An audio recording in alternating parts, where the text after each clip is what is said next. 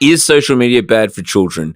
Look, there's a lot of disinformation out there because, people say, like, obviously point to some numbers such as like literal self-harm and all this stuff and blah, blah, blah going up. Other people who are like very, very smart or whatever say, like, actually, if you look at this chart or whatever, I'm not here to litigate the facts. My gut instinct tells me it's probably not good. Yeah. I think that there's probably, it's not Lindy. Looking at your phone all day is not Lindy. Mm. Well, you had to look at something back in the day. What did people used to look at?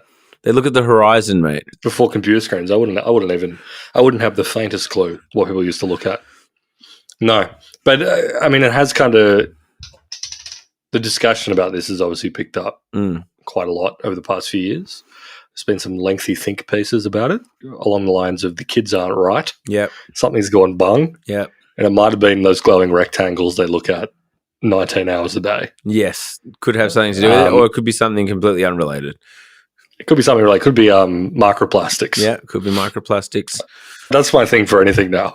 I've always got a grand theory cooking in the back of my mind.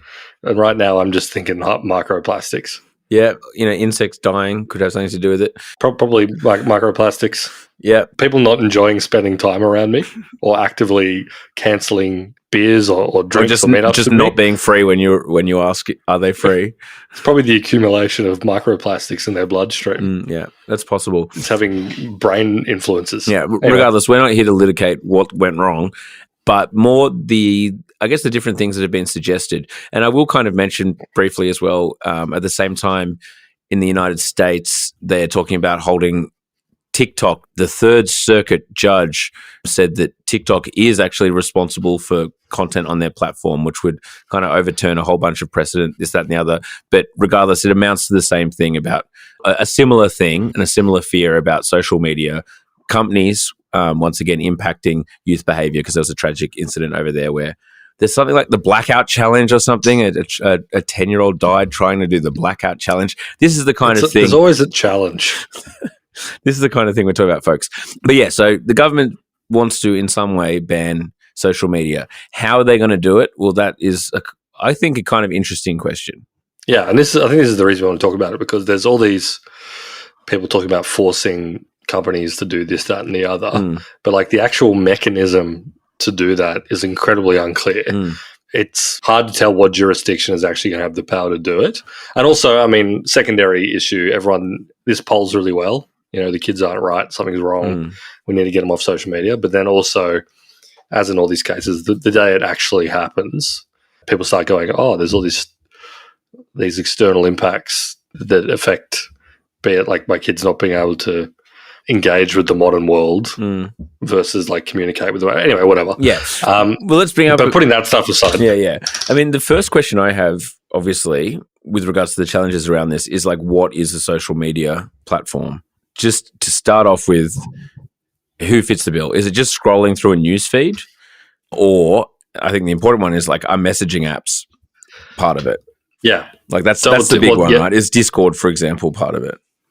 Is Discord part of it? Does like iMessage count, which is, or like WhatsApp or whatever, which are, technically messaging apps or just messaging apps, but also have so much like rich media features. You can join enormous groups, which are like really social enterprises.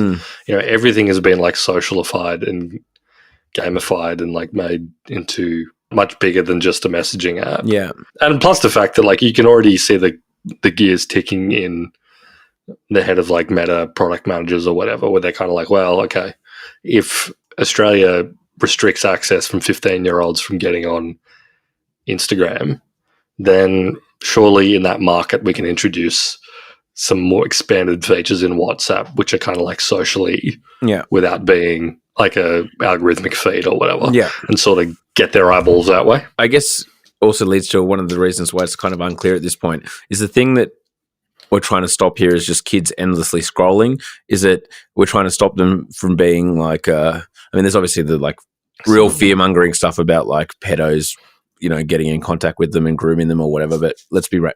Like, whilst obviously we've made our we've been very clear where we stand on pedophilia on this podcast. Very anti. Very anti. Anti MPS of 1. I assume that like the actual percentage, like the amount that's happening, I'm sure if you ask some people, they'd say it's significant, but constantly. I feel like here the thing they kind of try to target is something somewhere in between cyberbullying, looking at bad content, making people feel bad due to, I don't know, unrealistic things, this kind of gear. Yeah. But the cyberbullying side of it is what I was got to touch on, is that like that's not really solved by banning social media. No, not really. But no, I think you're right. It's like this amalgam phenomena between cyberbullying, watching endless content, algorithmic slop, getting your brain poisoned and becoming start quoting Andrew Tate as a 6-year-old in the schoolyard. Yeah. Seeing porno is another one. Yep. I think there's just like this mass of things that parents and teachers and politicians and whatever see where they're kind of like, don't love that. Yeah. And don't love that it's fair enough. Omnipresent. Well, exactly. Yeah. And there's, as we've kind of talked about in the past, a lot of this stuff, even when it's not an explicit social network. If you're listening to this, did you know there's another world out there where you get a second episode of Down Round a week? Yep. It's called Down Round Premium. That's right. And there's no interruptions. No interruptions, no ads, 2 episodes a week, including the free one you're getting right now, plus another one. Yep. $7 a month, not a week, a month. Downround.net. Downround.net. Instant access to the whole back catalogue as well. You've got so much to catch up on. There's so much. Get around it.